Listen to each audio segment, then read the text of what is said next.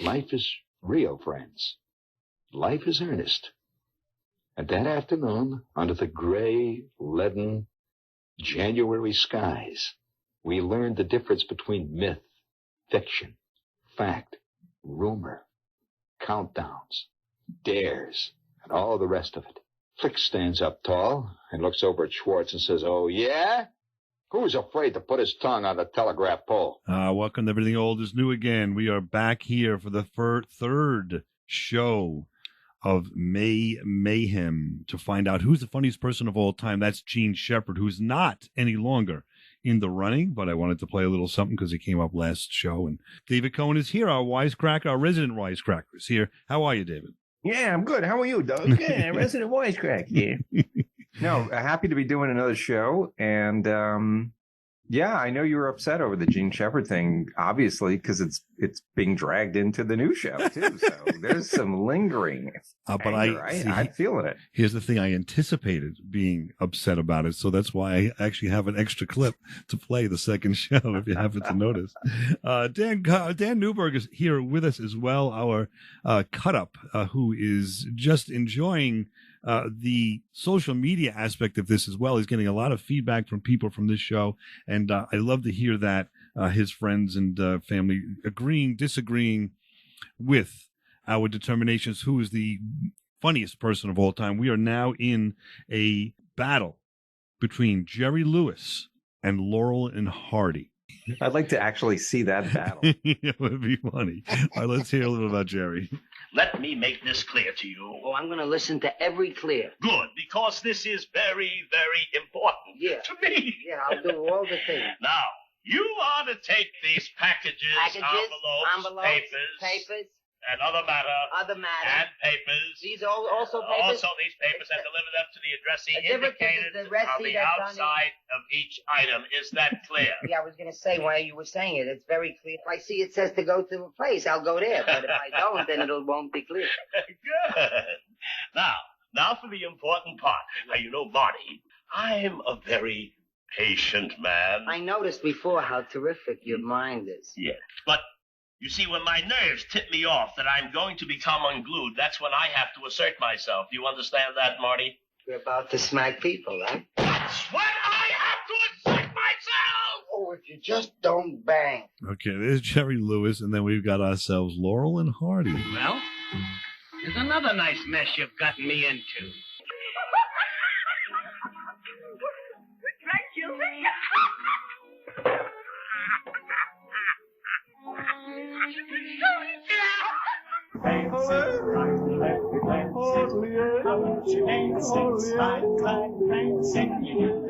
All right, new show. We will start at the top of the list with Dan leading us off here in your evaluation. He was making copious notes, I think, while we were watching this. So what do you think?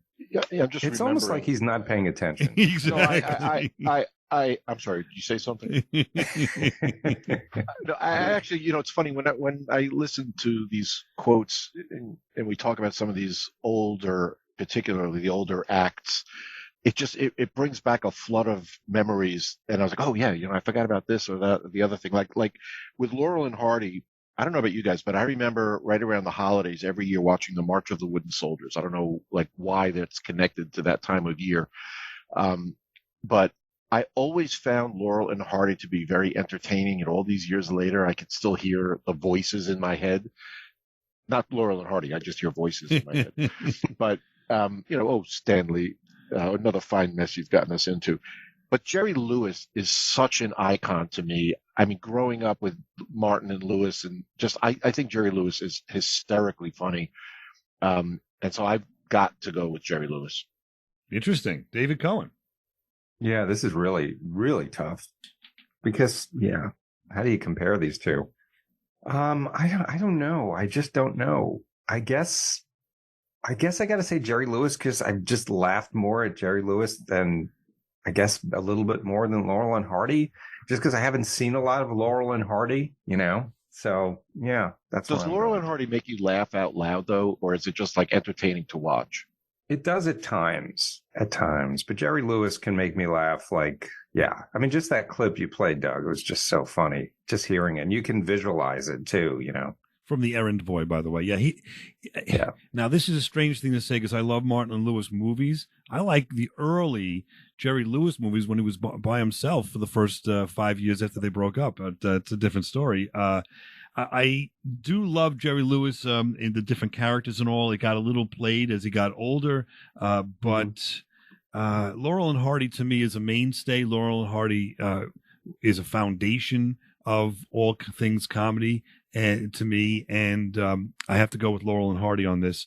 They do make me laugh. If you watch some of their earlier work too, with just pantomime, no sound, they were hysterical as well in the silent movies. So, and just for the heck of it, they were apparently two very nice guys that got along to the end. So, with comedy teams, you don't hear that very often. But anyway, I'm going to go. The physicality was hilarious too. Just seeing them, just visibly, the skinny guy and the first guy, one of the first sets to do that. If you really think about it. Yeah. Right. But Jerry Lewis also had a lot of slapstick to his comedy, although some of it was a lot more cerebral. I know one of your listeners, Ken N from Florida, said that he thought that Jerry Lewis was the funniest person ever. I'm not sure that I'm necessarily there with that, but again, I would have to go with Jerry Lewis on this one too. Listen, I can watch Jerry Lewis is the winner. Yeah, I can watch The Errand Boy like every weekend and laugh every single time. Anyway, here we go. Bob Hope against Bob and Ray, the Battle of Bobs, maybe. Now they want to use him in those Jolly Green Giant commercials. How about that? Dean is the Jolly Green Giant. They figure if they get him before noon, they don't need any makeup. And, of course, Dean is one of our better golfers, which may surprise you. He swings in the daytime, too. I just got back from the Palm Springs Desert Classic, and all the top pros were there, and they were wonderful. They all gave me advice, but I won't quit. And how about all those spy shows on TV? The Man from U.N.C.L.E., Get Smart, Secret Agent, and I Spy. Remember when you used to watch television? Now it watches you. A little prophetic there. Okay, Bob and Ray, a little something from them. We believe, speaking slowly, in forming your words, thoughts, our ideas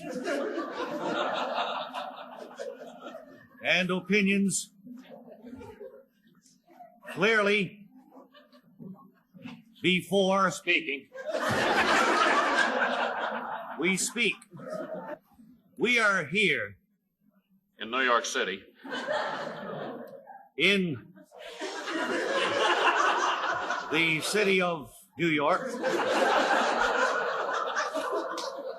attending a convention, our annual convention, membership convention. All right, I'll start this one off. I don't know what to say. Bob and Ray is the foundation of why I even do this show, and love of radio. Their creativity is beyond, goes off the scale with the different characters, and every single day on the radio they came up with new skits, new routines, although some were repetitive, but they were just iconic in terms of their ability to make you laugh for 50 years on the radio. Bob Hope, I like him. I like some of the movies as well. If you realize he was in movies in our age, we probably don't even realize that. In the 50s, he did a lot. In the 60s, he did a lot of movies. But his stand-up, for whatever it's worth, it doesn't make me laugh. It's just typical, punchlines and a typical stand-up comedian doing lines that somebody else wrote for him. Was a wonderful comedian, but I have to go with Bob and Ray. That might be the lone voice here, but that's where I go with that. Dan, where are you? You may be surprised by my answer, Doug. So it's interesting. One of your listeners, actually, it made me sad. It's Alexandra from Brooklyn, New York, said, "Who is Bob and Ray?" And that made me really sad because Bob and Ray were the reason why I tuned in on the radio. As a young kid, I thought they were really smart humor. They were really, really funny. It's very difficult to say you're going to knock out Bob Hope in the first round because he's such an iconic. I mean, all the things that you mentioned, Doug, but also he did the Academy Awards, the Oscars, for so many years and did it brilliantly. This is a really hard one for me to pick one over the other. And I know that's the whole point here, and there's probably no right or wrong answer, I'm sure. But I'm actually going to go with Bob and Ray. How about that? David, we're going to hold your comments for 2 seconds. We're out of time. Hate to do that, but we'll be back right to this. Everything Old is New Again. Who's the funniest person of all time?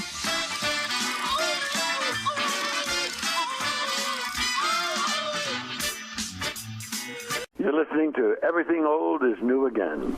This is Hal Linden inviting you to enjoy Everything Old is New Again with Douglas Viviani and David Cohen. We're back here, and Everything Old is New Again. That's Hal Linden. Boy, oh boy, we got all the stars here are aligning for us to determine who is the funniest person of all time in our mayhem on Everything Old is New Again with Dan Newberger, David Cohen. David, you didn't give us your 2 cents yet. We ran out of time. I apologize. But before we do, it's Bob Hope against Bob and Ray. And Dan, were you finished? I didn't want to cut you off in terms of your comments. Yeah, no, I was done. I was just saying that, I can't believe that I'm not picking Bob Hope in round one. But I got to go with Bob and Ray. I always found them to be highly entertaining. There you go. David Cohen. Oh, is it me? Yes. Okay. I saw Bob Hope do stand-up when I was probably 20 years old, because my parents came into town. I was in college. They wanted to see him. He was performing at a local college where I went. And I got to say, I went in very skeptical because I never found him funny. But man, I don't know. It doesn't translate when you look at the old stuff. But I can honestly say, I saw him live do stand-up and he was hilarious. He killed for the hour or so that he was there. I could not believe how much I was laughing. So with that said, I think that in terms of and I got to go with influence here and doing something different and creative, and it's got to be Bob and Ray. I agree with you guys totally on that. Wow, there we go. That's a little bit of a surprise. Here's the book. I'm holding it up. I know we're on Zoom. Here's the book about them right there. That's right. And we had that author on the book, from the book. David Pollack. Yep, David Pollack's been on a couple times. And yeah, we had some great times. All right, listen, that's great. Great to hear. It makes up for the Gene Shepard loss. All right, good. The next round is The Onion, which we don't have a clip because we played clips previously, versus Neil Simon, who's not really a performer, but we could play a little something here. I'm not always comfortable out here. I love writing plays. I could do it forever, but I'm on the stage. No, thank you. It's unlikely that you wake up on the upper side of Manhattan, 12 years old, and say with conviction, I'm going to be a playwright. Why? I had never seen a play until a friend took me to, and I asked my friend, do the actors make up their own lines? He said, no, stupid, a writer does it. He writes all the lines. He's a playwright. So I rushed to the nearest stationery store and I bought a pad, a pen, and a notebook. What I didn't buy was an idea. I rushed back in and I said, oh, I'm sorry, I need 3 or 4 ideas for plays. How much are they?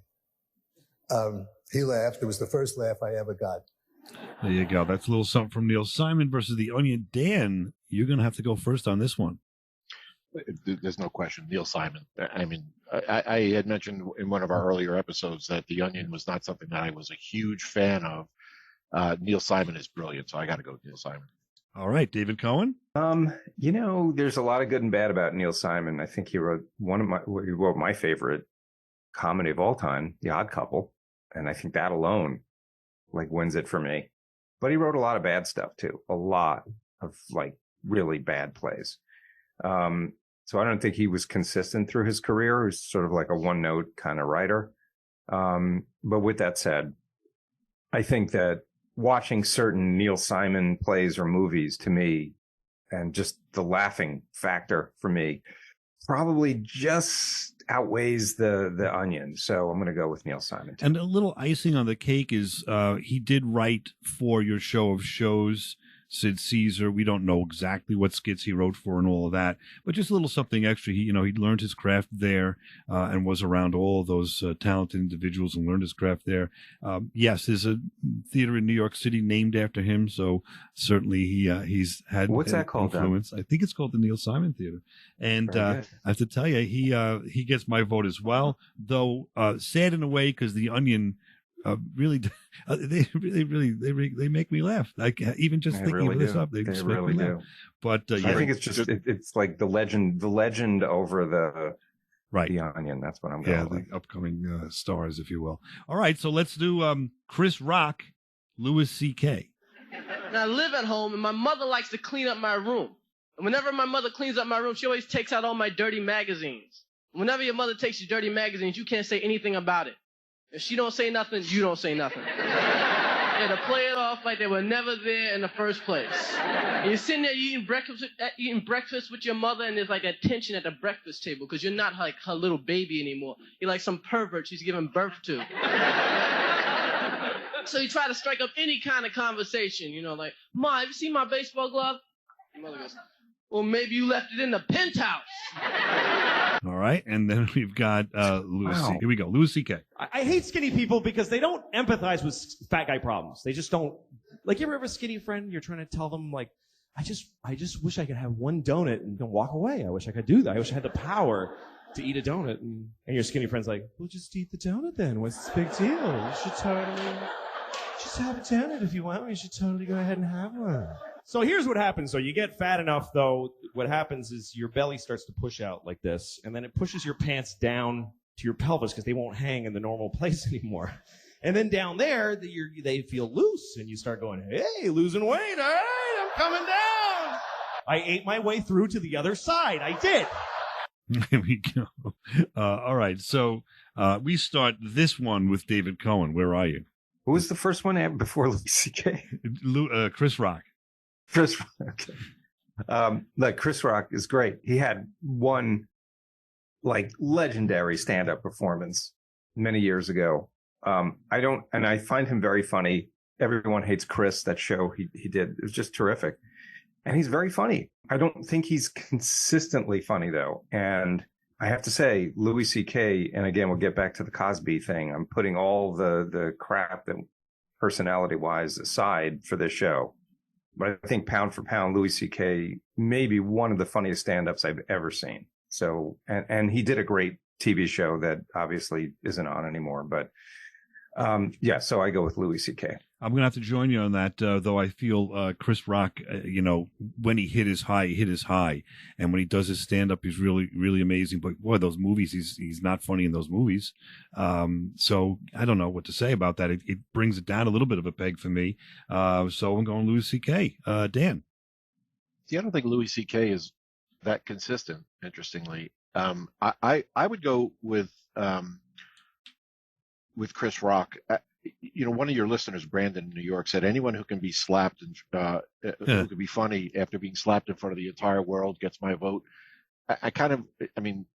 Not that that's the reason I would vote for Chris Rock, but I think pound for pound, Chris Rock is funnier and more consistent than Louis C.K. But I hear what you guys are saying. Louis C.K. is funny for sure, but my vote would go to Chris Rock. All right. Well, but Louis C.K. wins that one. We have a few more minutes, so let's start on with the next Bill Murray against Eddie Murphy. This is the Nick Winters Show, and I do the entertaining. Thank you. Let's go out with something really hot for these folks. A big hit out of 77. Give me the Star Wars. Star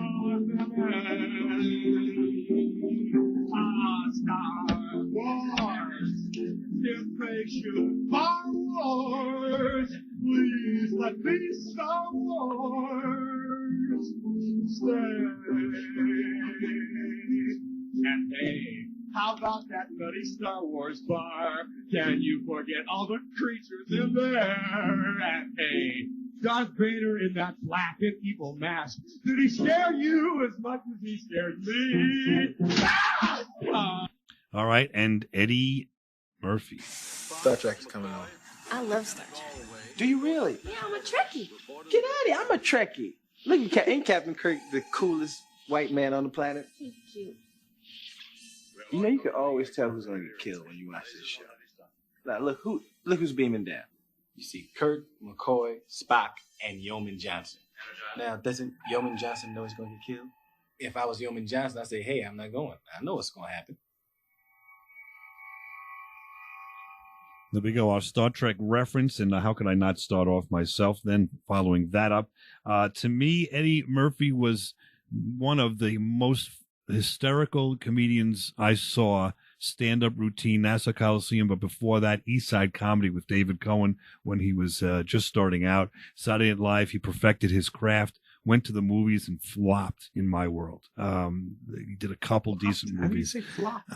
What movie? What was a great movie of his besides Coming to America? Trading Places. Yeah, but he was he hysterical? Did he make to America? Did he make you laugh? Did he make you laugh in those movies? Yes. Yeah. Okay. Good. He did make me laugh in those movies, but Bill Murray did. Well, you said they were flops, though. So you're wrong. All right. So about Boomerang was a flop. Coming to America, not Coming to America. was not a flop. What was the other one? Harlem Nights was a flop. There's Haunted Hotel. That one with the Haunted Hotel was a flop. The one where he was a senator was a flop. I could go on. The one where he was the Golden Child was a flop. I mean, are you going to argue with those? That's just on top of my head. You said every movie he made was a flop. No, I said after Saturday Night Live, he did a couple movies and then he flopped. I could play the clip back. He did a couple of movies and then he flopped. Yes. Okay. Well, that's different. Okay. Regardless, to me, Bill Murray, although he became a serious actor now, was boy, this is a tough one. Was hysterical on Saturday Night Live. He stopped doing funny movies. When he did the funny movies was great, Caddyshack and others, but he had some flops too. I don't think Meatballs was all that funny. So to me, to this, I'm going to go with Eddie Murphy on this. How do you like that? Dan, where are you? Yeah, I could go either way on this one very easily. I mean, just with regard to your comment about the movies, I think Eddie Murphy made some really good movies, also made some really bad ones. But then again, so did Bill Murray. I mean, Bill Murray was in Zombieland. Remember that great movie? Probably not. Broken Flowers. Probably don't remember that one. But he was also in some iconic movies like Caddyshack and Meatballs. So I am going to go with Eddie Murphy on this one, just because I think that one of his comedy specials was one of the funniest comedic performances I have ever seen. So I'm gonna vote for Eddie Murphy. And we're going to take a break for a moment. I want to dying to hear what David Cohen has to say, but I don't want to cut him off. So here we go. We're out of time. Obviously, you're not dying, but okay. Well, I can't stop the clock.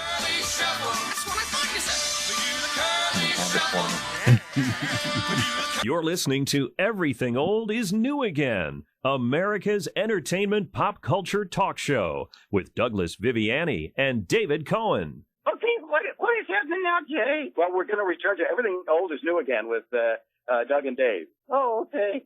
I got nothing else better to do. All right. I don't know if I have anything better to do either. Neither does David Cohen or Dan Newberger, as we continue to explore and whittle it down, if you will, by brackets, just like the NCAAs. Who is the funniest person of all time? We just had a battle here against Bill Murray with Eddie Murphy, and David Cohen didn't get a chance to address that. So I want to hear. I'm very interested to see what David Cohen has to say on this battle. Very interested. Yeah, I think Bill Murray is funny in anything he does, serious or non-serious. I think that's just the great thing about him. He just has his own thing that's just uniquely Bill Murray. And anytime I see him on the screen, I'm smiling, if not laughing. So, but again, with that said, Richard Pryor, for many years was just knocking it out of the park and was super funny. Even Doug, you mentioned when we were in high school and we'd see him starting out as a stand-up, never failed to just crack us up. So, I think he definitely, his career fizzled out many years ago. But again, if you're just looking at pure who made me laugh more, I think I got to give the edge to Eddie Murphy too. Yes. All right. So Eddie Murphy's there unanimously. All right. We've got another battle here. Sid Caesar against Don Rickles. This should be something that is a timely matter. Let's see. This is a Sid Caesar clip. I don't know if it translates. We'll see. Imitating a gumball machine. Oh, what's the matter? I couldn't help it. The boss was looking. I can't pay up when the boss is looking. Watch me give this guy a fair shuffle. Hey, buddy, look. The boss is not looking, and there's 3 bells coming up. Look, who should know better?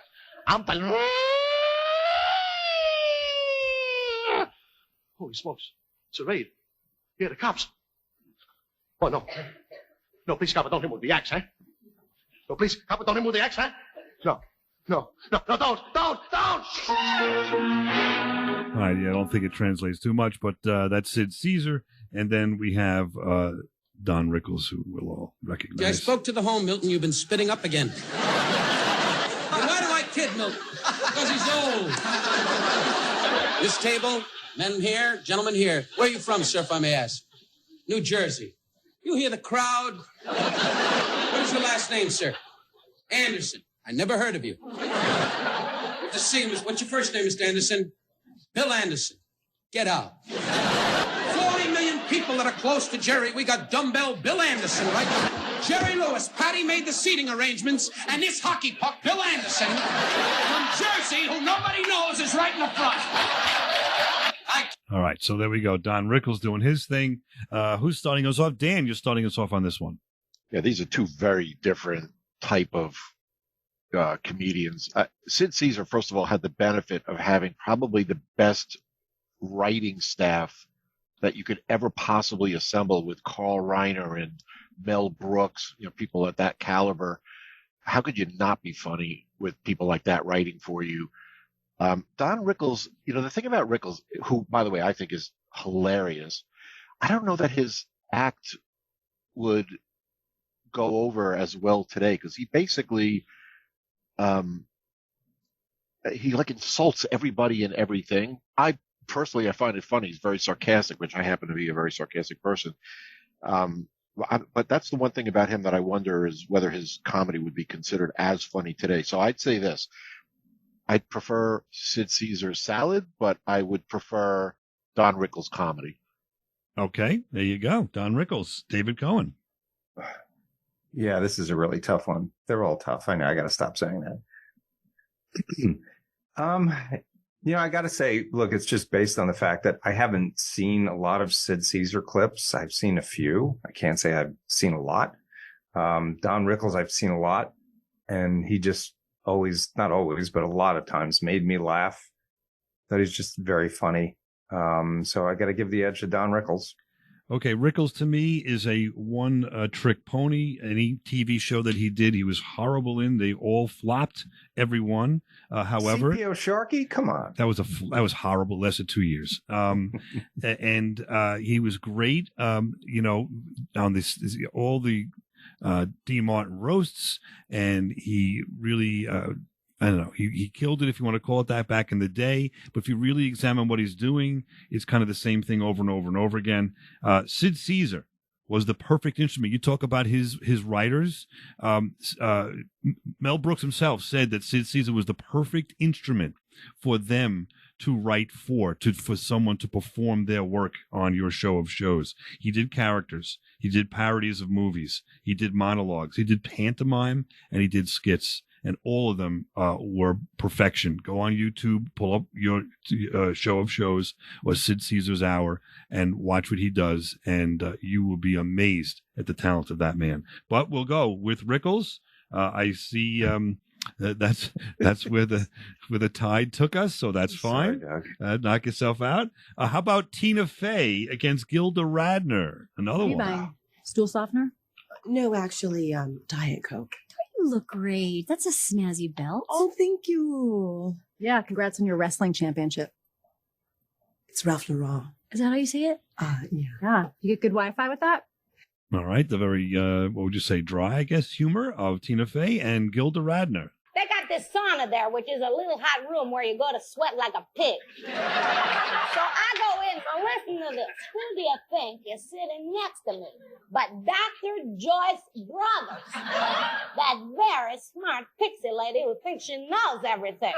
But what this nude psychologist doesn't know was that she had this little teeny tiny ball of sweat right here hanging off the tip of her nose.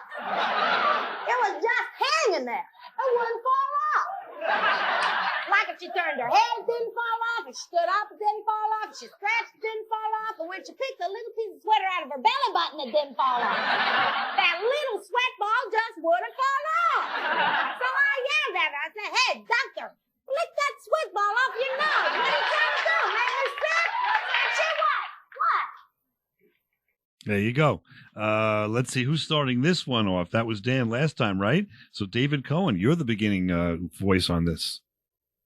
Well, Tina Fey, I mean, gosh, she's so freaking funny. And she, was responsible for the resurgence of Saturday Night Live, I think, doing the Sarah Palin, and had a great cast with her that season too, but just became like the thing. And then movies she wrote and produced, and the 30 Rock TV show was great. And Gilda Radner, I mean, unfortunately, didn't live very long, very sadly and tragically. But, in the time that she was around, incredibly influential, everything she did was funny. Every character she came up with was just iconic. And I think if she lived, we would have been blessed by so much more from her, creatively. So I'm going with Gilda Radner. Okay, I'm going to take a different point of view, and the point of view you had mentioned previously, that you're not going to hold it against someone for the amount of time that they performed. So to me, I like Tina Fey. She is funny. Yes, there's no doubt about that. But I don't laugh the way I laugh when I see Gilda Radner. She always makes me laugh out loud, or at least the first time I heard it. So when she was performing, she was at the top of the game. She made me laugh on Saturday Night Live like crazy. Unfortunately, you're right. Way too short. Cancer, took her from us, and we didn't get a chance to really enjoy those talents. But I'm going to enjoy them by saying that she wins this battle. Dan, I'm with you. Tina Fey is brilliant. Don't get me wrong, but I definitely would have voted for Gilda Radner. So I think it's a clean sweep. There you go. Well, David voted for Tina Fey, so you were the deciding vote. Oh, you did? Did I mess it up? What did I? It's Gilda Radner. Holy smokes! I'm sorry. Okay, good. All right, so there we are. We are. I don't know. We're at the end. We have one more section coming up. We got W.C. Fields against Walter Matthau and Woody Allen against Carol Burnett.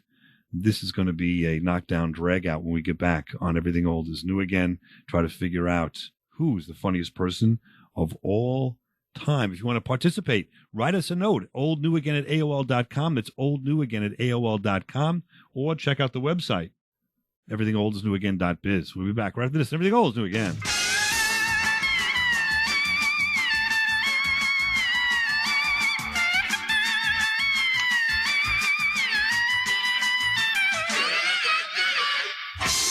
This is Everything Old is New Again, America's entertainment pop culture talk show with Douglas Viviani and David Cohen. Hey, this is Joel Hodgson. I'm the creator of Mystery Science Theater 3000. You're listening to Everything Old is New Again with Douglas Viviani. How about that? And David Cohen. And we've also got with us today Dan Newberger, who is with us for the third show of 6, I'm going to guess, where we're trying to determine who's the funniest person of all time in our Mayhem. We now are up against an oldie but goodie, if you will, W.C. Fields and Walter Matthau. Let's go with W.C. Fields, a little bit long, but let's see what we can do. Put it down, Mr. Muckle. Put it down, honey. Put it down, please. Goes another one. Mr. Muckle, please sit down. Please. I want kumquats. Coming. Who's got the chewing gum? Where's my gum? Sit down, Mr. Muckle. Sit down. Was I in here last night and did I spend a $20 bill? Yeah. Oh, boy, what a load that is off my mind. I thought I'd lost it. Tell me, Sheriff, how did you ever get the name of Honest John? The time of which I speak, I'm tending bar up at Medicine Hat. Well, a guy used to come in there with a glass eye. He used to take this glass eye out, put it in a tumbler of water. Let it break these balls. He was in one day, and he forgets the glass eye. I found it. The next morning when he came in, I says, young man, here's your glass eye. And I gave it back to him. Ever since that time. All right, you got to know what that Ever is. since that day, I've been known as Honest John. All right, Walter Matthau, here we go. Who gets a Pepsi?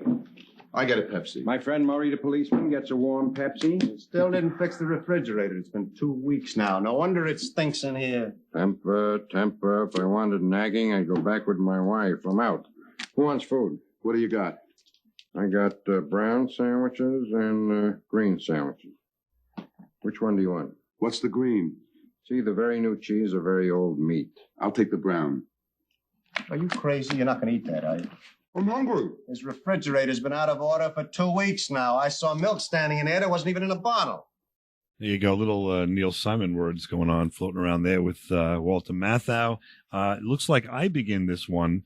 To me, W.C. Fields is extraordinary. You couldn't hear it from those clips. It just didn't give it the flavor it needs, because everything that he did was very physical as well. He was telling a story about how he earned the name Honest John, and he wasn't being honest when he was playing pool, and he's got this iconic, I mean, really this pool routine that he has that you will have to laugh when you watch it. Yeah, no, it was hysterical with what he did with that, and he wrote all of his material.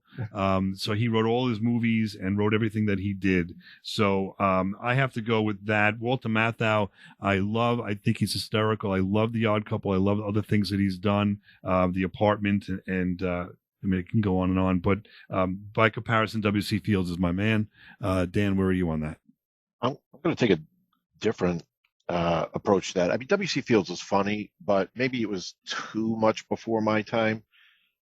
Walter Matthau, to me, was that movie, The Odd Couple, was one of many movies that I enjoyed watching with him in it, but he was brilliant in that movie. And it actually affected not that I'm considering myself to be all that funny, but the way that I approach comedy when I make a comedic statement, the sarcasm, whatever, it sounds so much like Walter Matthau. I realize how influential he was on me. I just think he is so funny.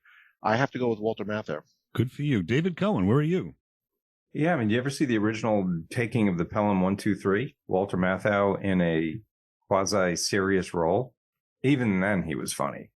So he's one of my idols. And W.C. Fields, I appreciated him, but I can't say he made me laugh as much as whenever Matthau is on the screen in a movie. I can't help it. I think he's hilarious. I love his timing and his essence. And yeah, Walter Matthau. Sorry, Doug. All right, good. You have to apologize. I don't have any stake in it. I haven't made any bets. Getting outvoted like every single time. That's all right. What was the movie that he was in with? I think it was another Jack Lemmon movie. Grumpy Old Men? Grumpy Old Men. Absolutely hysterical movie. And Grumpier Old Men as well. Yeah. And Grumpier, right? That was the sequel. Gunderson. Listen to me, Gunderson. There's the imitation. By the way, so Doug, just a quick story. So you guys, when you opened up this episode of the show, you had I think it was the creator of Mystery Science Theater 3000. Yes. So the very first time I saw that show, I was actually stuck in a snowstorm in Minneapolis. I had to spend a night in Minneapolis, couldn't get back to Chicago where my wife and I were living. And that morning, Saturday morning, I woke up and I had the TV on and I sat down on the edge of the bed as I was getting dressed, and I saw this show, Mystery Science Theater 3000. I ended up calling my wife saying, listen, I'm going to take a later flight tonight because I got to finish watching the show. Get out of here. Before. And it wasn't, I don't think it was on in Chicago, or if it was, I didn't know when it was on. Back then it was a lot more difficult to find a show on TV. I sat there on the edge of the bed and I watched the rest of the movie. I was laughing my head off, and then I finally got on a flight later that day and got home. But to this day, I enjoy watching those shows because it's like watching a movie with one of your buddies and just making wisecracks throughout the whole thing. Yeah.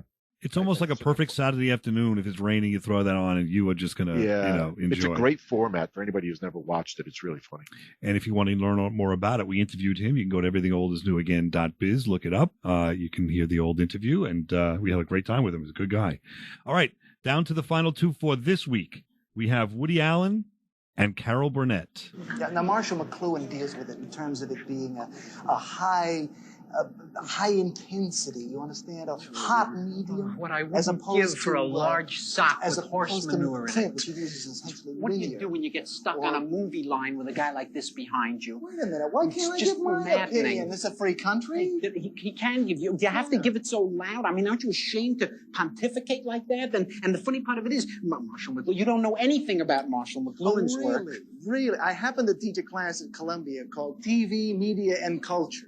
So I think that my insights into Mr. McLuhan, well, have a great deal of validity. Oh, do you? Yeah. Well, that's funny because I happen to have Mr. McLuhan right here. So yeah, just let me come over here a second. Oh, Tell him. I heard what you were saying.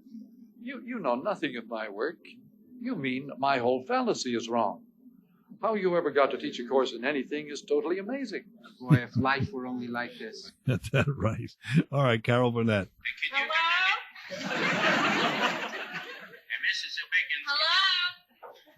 I like to dictate that letter now to you, Miss. Hello? Come on, right in here, no. What brings you to Tara? You vixen, you. Stop it. I love you. That gown is gorgeous. Thank you. I saw it in the window and I just couldn't resist. There we go. We're starting with Dan, I believe, correct? Oh, boy. Yeah. So I find Woody Allen to be very funny, but somewhat one-dimensional, where it's basically that same character plopped into different scenarios, but it's very, very similar comedy, which I find very funny, but it just seems one-dimensional to me. Carol Burnett, on the other hand, there's a period of my life where I remember that was like, I remember watching the Carol Burnett show. I remember, tugging on her ear, singing her song at the end of each show. I think she's very, very funny and showed more versatility. So I'm going to go with Carol Burnett. David Cohen. Yeah, I mean, Woody Allen, he was very influential on me. I mean, not only his movies, but the stand-up. I don't know if you listen to old Woody Allen stand-up routines, were hilarious. So, but I think, as Dan said, I think over time, his movies became redundant and not as good, I think, towards the end.